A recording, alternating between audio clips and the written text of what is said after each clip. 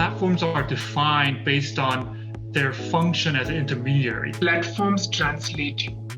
What they do is they connect with, they extend, and they modify existing kinds of market structures. Nowadays, it's probably better to talk about platforms in at least some sense as spheres of consumption that provide tailored, speedy, and even predictive gratification of individual preferences using data processing algorithms.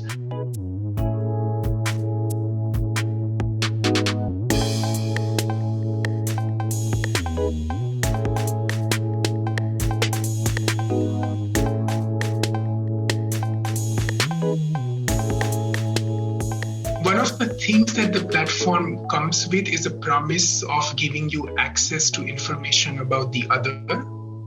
But the most important thing that platforms do is gives you access to information about yourself.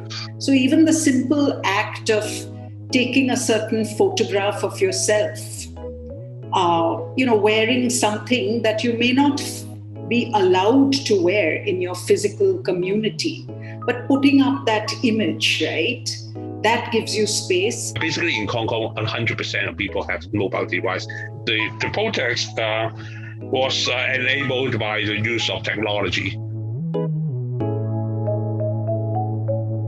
The meta information about user behavior, what kind of products they search for, and so on, the platform owns it. Increasing political contestations over platform moderation. So they're moderating content both on their platforms, which they can be proactive about, but they also have to enforce local laws in countries.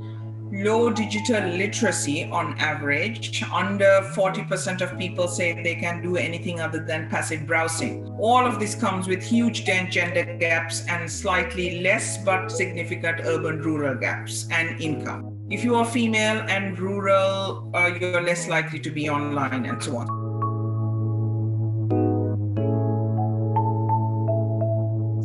We have to protect the consumer. We have to protect people and guarantee that we have ethical basis, a common understanding of ethical basis to ensure something. So I would say the regulatory response really has to worry about very practical stuff like portability, interoperability, the sharing of metadata. Human moderation is something that you really need like a lot of resources. Because at the end of the day, what consumers want are these gardens.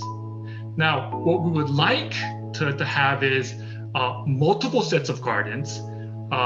Some may have high walls and some may have low walls. And it's not so much a matter of the height of the wall, but are there portholes that you can enter and come into the garden more easily? I think that's where we want to really focus.